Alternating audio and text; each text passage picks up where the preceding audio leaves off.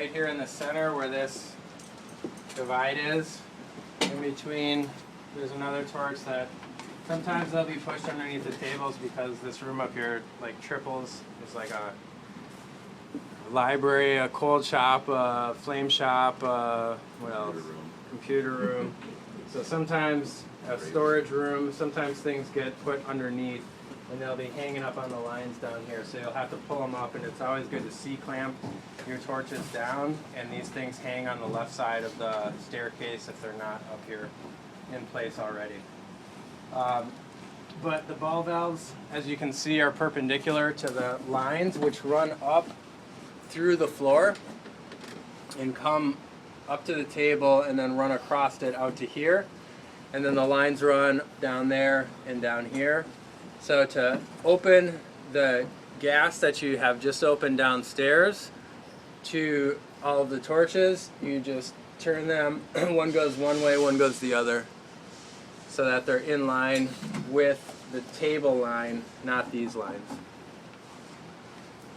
So the way that you can just be sure that you're turning it the right way to be on or off is look and see which way the line that it's connected to is running. And it's still, T is off, in line with it is on. Okay. So a lot of people like to be extra safe about making sure that these are on and off by over tightening, but that actually is counterproductive. If you over tighten these valves, they strip them on the inside and then they leak, and it is exactly what people are trying not to do by over tightening. So all you have to do is when you hit the end and it's finger tight, that's the end of off.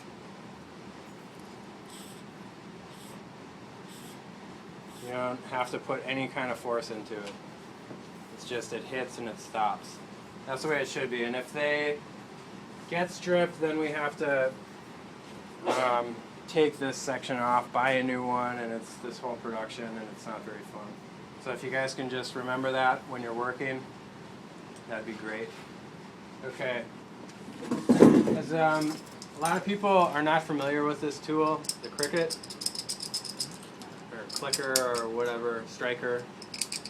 Okay, and as you can see, a lot of people like to overuse them on the flint that it was set at. See how this is being ground down into the metal?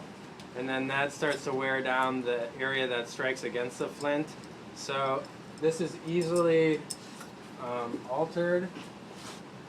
Let's see if we've got something up here.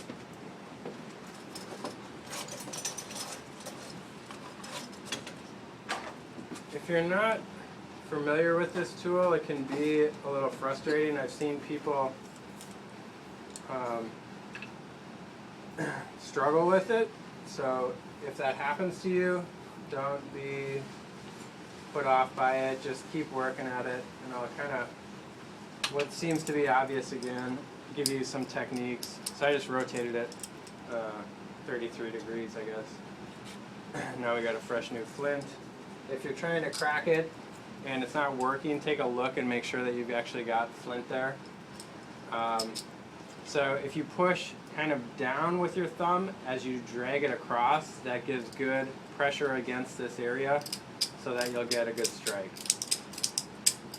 And you kind of need to use your fingers, the back of your hand, as resistance into that push. All right. Sometimes they get stuck, so you can just go in and manually pull it back. So make sure that you've got that part taken care of before you try to light this thing. You always want to be adding the potential for this thing to light before you try to add gas. If you're opening the gas and then you're trying to mess with this, and in the meantime gas is just dumping, okay? So get it in front of your your flame here, your torch head, and then start adding gas. Okay, and if you just keep doing this, once the gas hits it, it's going to light. So just stay right in front of it. And if you add nice and slowly, you're not going to end up with a big fireball. I see people that get a little excited and they come up and they crank it and then they add their forget the process. They add the flint later, and it's this fireball, and then they're scared, and I don't want you guys to get scared, so I'm telling you now how not to get scared. Okay? So that's that process. And I usually bleed the flame out. You can see this is like candle flame right now. So I usually make it about so big before I start adding the oxygen. So red gas, green oxygen the world over. Yeah. Red is always going to be your gas. This torch, silver is your oxygen. The line is green. Sometimes the knob will be green, purple, silver,